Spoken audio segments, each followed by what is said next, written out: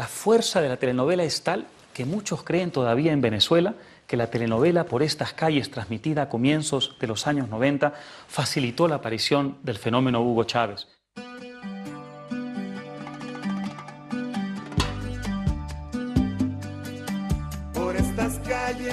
Por estas calles fue una telenovela sumamente popular, transmitida a diario por el canal principal Radio Caracas Televisión entre 1992 y 1994. Como todas las telenovelas, tenía héroes y villanos, pero la novedad estuvo en el hecho de que también abordó controvertidos asuntos políticos. La corrupción policial, el mercado negro, el crimen, la pobreza y las instituciones fallidas.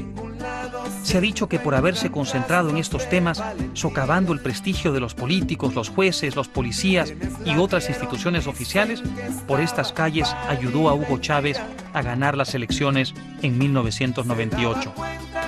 Le pregunté al autor de la telenovela, Ibsen Martínez, si cree que es cierto. Muy buena pregunta, ¿no? La telenovela en sí misma discurre del mismo modo que discurre el político populista. Tiene un discurso redistributivo de la riqueza, comparte la percepción de que la justicia es solamente para los ricos y que hay que fiarse de la buena voluntad de un tercero, en el caso de la política, de la buena voluntad del demagogo, del líder populista. En el caso de la telenovela, del galán, que en un momento dado interviene. Esta fue una telenovela atípica y bastante irrepetible. De un modo deliberado, los personajes tenían funciones sociales. Uno de los personajes más exitosos, contra lo que yo habría deseado, era un policía que tomaba la justicia por su propia mano. La Constitución no distingue raza, sexo, credo o condición social, comisario. ¿Ah, sí? No me diga. Pues yo sí hago distingos, jovencita. ¿Y sabe por qué? Porque me hago respetar. La Constitución no hace distingos. Es cierto. ¿Y de qué le ha servido? Nadie la respeta. Algo parecido pasa con los personajes como Chávez, de no haber conspirado durante 15 años y lanzarse a una intentona golpista que lo mostró a los ojos del pueblo venezolano como una especie de Robin Hood que estaba dispuesto a pagar el diezmo de ser tenido por un ilegal a cambio de ser también percibido como el vocero de los que no tenían voz, el vocero de los excluidos. La desvalorización de la figura del político era uno de los grandes temas de mi telenovela. Lo digo con algo de pesar y de arrepentimiento, porque nunca fue para nadie en Venezuela tan fácil fustigar a los políticos como cuando tú tienes a tu servicio un canal de televisión y una telenovela exitosísima. Qué curioso que una telenovela haya tenido tanto impacto político, ¿verdad? Pero ya ven, política y cultura no siempre se pueden separar en América Latina, como ocurre, por ejemplo, en Europa o en Estados Unidos. Los poetas, los cantantes, los músicos, los novelistas siempre jugaron un rol importante en nuestra vida pública.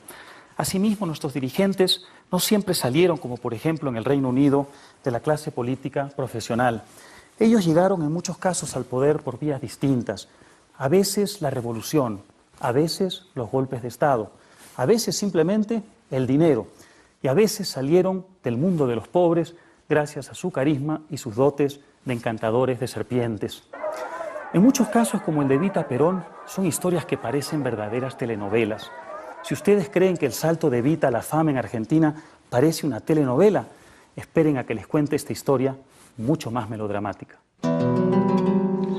Es una historia que lo tiene todo: el paso de la miseria a la gloria, el triunfo contra la adversidad, el amor, su pérdida, su recuperación y finalmente el reconocimiento máximo. Es la historia de una criatura nacida en Pernambuco, uno de los estados más pobres del Brasil, situado en el noreste del país. Su padre se fue a trabajar a otro estado cuando era muy pequeño. Cuando su madre y 7 de los 8 hermanos se mudaron a Sao Paulo, se vinieron a vivir a aquella casa, que ahora está cerrada, pero que entonces quedaba contigua a un bar con el que compartían incluso hasta el baño. Desde niño tuvo que trabajar para ganarse la vida, lustrando zapatos y haciendo otros oficios. Cuando creció, entró a trabajar como metalúrgico y a través de su hermano se acercó al mundo sindical. Más tarde, el sindicalista inició una carrera política, fundando un partido laborista de izquierda, el Partido de los Trabajadores, y en 1982 legalizó formalmente su apodo de infancia, Lula. Pero en esos tiempos era parte de la corriente populista que venía desde la Revolución Mexicana y había sido recogida por Perón. Defendía a los trabajadores contra el capital y criticaba la inversión extranjera.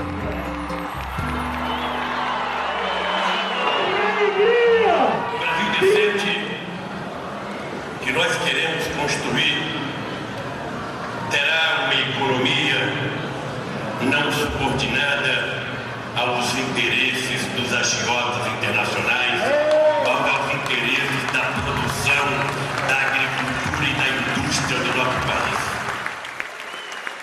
Después de 3 intentos fallidos, Lula fue elegido presidente de Brasil en 2002 y asumió el poder en enero de 2003. De inmediato se convirtió en una figura de alcance internacional. Su tránsito de la miseria a la gloria sedujo a medio mundo.